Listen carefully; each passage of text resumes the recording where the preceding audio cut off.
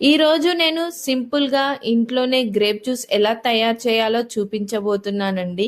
ఎప్పుడైనా నీరసంగా ఉన్నప్పుడు ఈ గ్రేప్ జ్యూస్ తాగితే మంచి ఎనర్జీని ఇస్తుంది. అలాగే హెల్తీగా ఏదైనా జ్యూస్ తాగాలనిపిస్తే క్షణాల్లో ఇంట్లోనే సింపుల్‌గా తయారు చేసుకొని తాగేయొచ్చండి. చాలా సింపుల్‌గా అయిపోతుంది.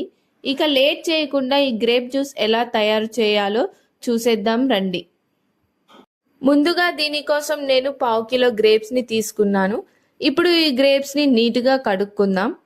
ఉప్పు వేసి కడుక్కోవాలి ఎప్పుడైనా గ్రేప్స్ని.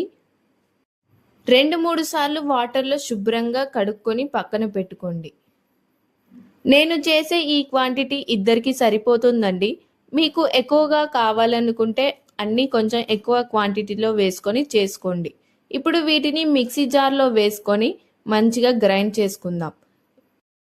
శుభ్రం చేసుకున్న గ్రేప్స్ని మిక్సీ జార్లో వేసుకొని 3 స్పూన్ల షుగర్ని వేసుకోండి.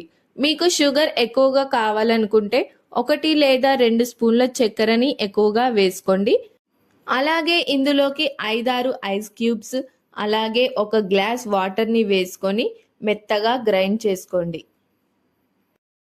మీకు ఎంత వీలైతే అంత ఫైన్గా గ్రైండ్ చేసుకోండి గ్రేప్స్ని.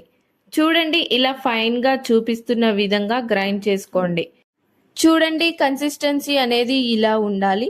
ఇప్పుడు దీన్ని ఫిల్టర్తో ఫిల్టర్ చేసుకుందాం. దీనికోసం ఒక బౌల్ తీసుకొని ఫిల్టర్ పెట్టుకొని ఈ గ్రేప్ జ్యూస్ని మొత్తాన్ని ఫిల్టర్తో ఫిల్టర్ చేసుకోండి. ఏదైనా ఒక స్పూన్తో తిప్పుతూ ఫిల్టర్ చేసుకోండి. జ్యూస్ మొత్తం కిందికి వెళ్తుంది. ఏదైనా ఎక్స్ట్రా పల్ప్ ఉంటే మొత్తం ఫిల్టర్లో ఆగిపోతుంది, జ్యూస్లో పడిపోకుండా ఉంటుంది. ఇలా చూపిస్తున్న విధంగా స్పూన్తో తిప్పుతూ ఉంటే జ్యూస్ అంతా బౌల్లోకి పడిపోతుంది, పైన ఎక్స్ట్రా పల్ప్ మిగిలిపోతుంది. ఈ పల్ప్లో కూడా కొంచెం జ్యూస్ ఉంటుంది. స్పూన్ హెల్ప్తో కొంచెం ప్రెస్ చేయండి. ఇప్పుడు ఇలా మిగిలిపోయిన పల్ప్ని పడేయండి, వాడకండి. చూడండి, జ్యూస్ ఎంత చక్కగా వచ్చిందో.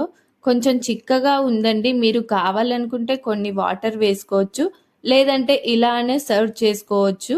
ఒక గ్లాస్లోకి వేసుకొని సర్వ్ చేసుకొని తాగేయడమేనండి.